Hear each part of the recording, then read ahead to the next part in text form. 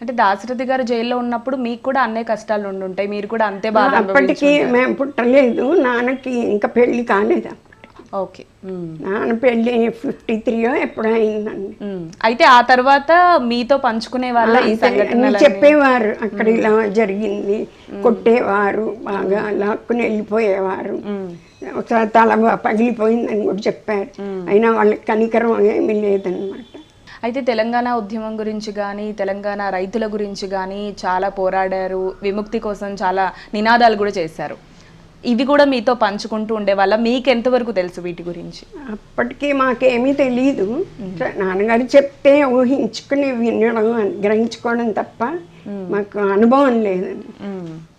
అయితే నిజాం నిరంకుశ పాలన సమయంలో దాశరథి గారి పాత్ర గురించి చెప్పండి. అంత పెద్ద నిజాం రాజును కూడా ఎదురొడ్డి నిలిచి జన్మజన్మాల బూజు అని రాజుగారిని తిట్టడం అన్నది చాలా గొప్ప విషయం. చాలా ధైర్యవంతుడు, ధైర్యంగా చెప్పడం అంటే ఆ కాలంలో నిజాం రాజ్యంలోనే అది పెద్ద సంచలనం సృష్టించిందని.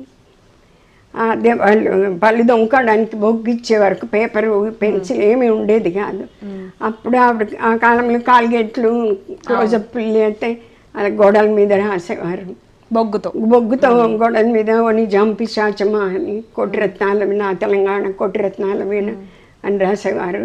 అది ఆ మలి దశలో, తొలి దశలో అదే అయింది, మలి దశలో కూడా అదే నినాదం, తెలంగాణ కోటిరత్నాల వీణ అని జరిగింది. అంత నిజాంని ఎదిరించే ధైర్యం ఎవరికీ ఉండేది కాదు, అంత పెద్ద పాత్ర పోషించారండి.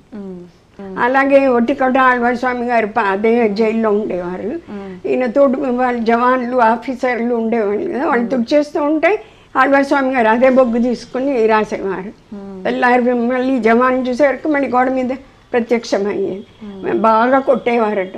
అది ఆళ్వార్ స్వామి కూడా రాస్తున్నారు అని తెలుసుకుని ఆయన్ని కూడా కొట్టేవాడు. చాలా చిత్రహింసలు. మీ బాబుకి చెప్తూ ఉంటారా మీరు ఇవన్నీ? చెప్తాను. మా చిన్న మనవాడు ఉన్నాడు తేజిత్ అని, వాడు క్రికెట్ ఆడతాడనమాట, అరవిందో స్కూల్లో చెప్తాడు. వాడికి కూడా ఇలా బుక్స్లో వస్తే పక్కన ఫ్రెండ్స్ అందరూ ఉంటారు, ఎంత గొప్పగా ఫీల్ అవుతావురా, ఇట్లా చేశారు నాన్న, అలా చేశారు, జైల్లో ఇలా జరిగింది, అన్ని తన్నులు తిన్నారు.